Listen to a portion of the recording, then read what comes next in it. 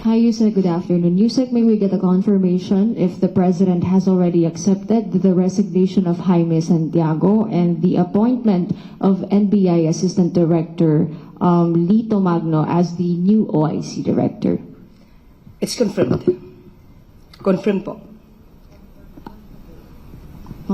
Can you specify? Confirm po na inaccept na po ang resignation ni dating NBI Director Jimmy Santiago at ang OIC po ngayon ay tinalaga ay si Sir Lito Magno. Yusek, may we know if there's any marching order from the President as Magno takes the helm of NBI? Hindi pa po namin napag-uusapan to at kinonfirm ko lamang po, na-confirm lamang po sa atin na na-accept po ang resignation ni dating NBI Director Jimmy Santiago. Sunod na tanong mula kay Helen Flores, Philippine Star.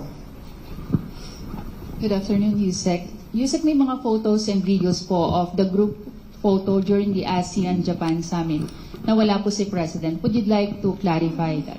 Opo, kasi mukhang hindi na bibigyan ng tamang kwento o konteksto yung nangyari. Doon po at naipaliwanag din po sa atin, sinabi din po ni Sec. Dave Gomez na nangyari po yan, yung kanilang photo ops, ay nasa extended bilateral meeting pa po ang Pangulo with the UN. So, pero nakaatin po ang Pangulo sa nasabing okasyon sa nakasama po ang bansang Japan. So, liwanagin lang po natin, wala po ang Pangulo sa photo ops, pero umatin po siya sa summit. Nagkataon lang po nung sila ay nagkaroon ng photo ops, ang Pangulo ay nasa extended bilateral meeting pa with UN. Sunod na tanong mula kay Joanna Balyaran, GG Press. Hi ma'am, good afternoon. I'm Joanna Balyaran from GG Press, Japanese News Agency. My question is about the AXA, the Acquisition and Cross-Servicing Agreement that was agreed upon by Philippines and Japan in principle yesterday. Is there a timeline for this? When do we expect this to be signed by both countries? Sa ngayon po, wala pa po tayong masyadong detalye, hindi pa po na sa amin na ibibigay. At most probably, kapag po natapos itong press briefing natin at tanungin po namin yung pinakadetalye, ibibigay ko po sa inyo agad-agad. Okay. Just a different question, ma'am, on the South China Sea naman. How did the President carry the issue on the South China Sea during the ASEAN Summit? Did he raise it in the plenary during the retreat? I will rather throw that question at the National Defense and the FA. I haven't received any information on that. Okay, thank you, ma'am. Next from Jonah Gulagon, Asahi Shimbun. Hi, good afternoon, ma'am. Just about the plenary, can you tell us what the President took up during the plenary session yesterday within the ASEAN? Yung plenary session po? What were the items raised again? And going back to the South China Sea, ano po naman ang impression ng Pilipinas tungkol dun sa mga sinabi ng ibang bansa? Did other countries also mention the South China Sea and the issues that we are facing vis-a-vis China? Patungkol po sa South China Sea, at sinabi ko po, mas maganda po na si Secretary Tess Lazaro ang matanong po natin dyan at hihingin ko po ang detalye dahil hindi po ako authorized ngayon magsita at patungkol dyan at wala pa po tayong pinakadetalye. Well, anyway, yung tungkol sa plenary, ito na may napag-usapan na rin po natin kahapon. Siyempre po, ito yung patungkol sa mga shared goals and values ng mga ASEAN na member states. So, yun pa rin po, ganun pa rin po at ninanais pa rin po ng Pangulo na magkaisa ang bawat bansa na miyembro nito para sa magandang takbo ng ekonomiya, trade and investments, and of course, security. Next question mula po kay Rich Bonquevedo, Daily Tribune. Good afternoon po, Yusek.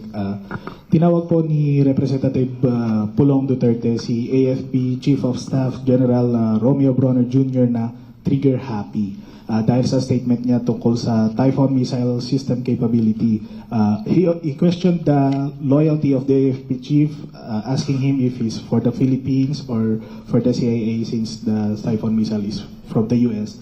And though nag-clarify na po si General Bronner and the AFP that the statement was a technical fact, ano po ang masasabi ng Malacanang tungkol po? Well, unang-una, noong pa sinabi ng Pangulo, what can we expect from the Dutertes? They are pro-China. Binagit niya na po yan. At ano pa rin po ba ang masasabi natin sa mga statement ng congressman? Lalong-lalo at sinabi rin ni Commodore Tariela na itong mga naratibo na to ay pro-China. So, sila po ba na mga anak ng dating Pangulong Duterte ay lilihis pa po ba sa sinabi ng dating Pangulo? Meron po tayo dito, kung matatandaan niyo po, sinabi niya, Duterte says he is inutil, cannot do anything against China Sea aggression. Siguro natatandaan niyo po ito.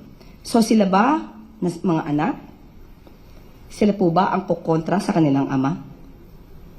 So unang-una po, huwag niya pong i-undermine yung balak ng Pangulo na palakasin ang puwersa ng armed forces at matuloy ang AFP modernization. Lahat ng ito ay hindi pang sarili, hindi para sa anumang bansa, kundi para sa sarili nating bansa.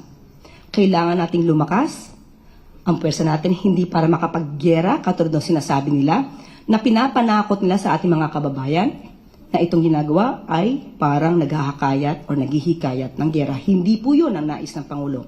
Kailangan lang pong lumakas din ang ating puwersa at hindi tayo magaya sa nakarang administrasyon na inutil, na ituturing pagdating sa China aggression. Sana madinig din natin sa kanila. Pagka mayroong nadidisgrasya o nasasangkot sa pagwa-water cannon ng bansang China, sana ay maingay din sila. Madinig din natin kung ano ang kanilang mga saloobin sa mga nangyayari sa ating mga mangingisda at sa mga nararamdaman at sinasapit ng ating mga miyembro sa Philippine Coast Guard. Salamat po.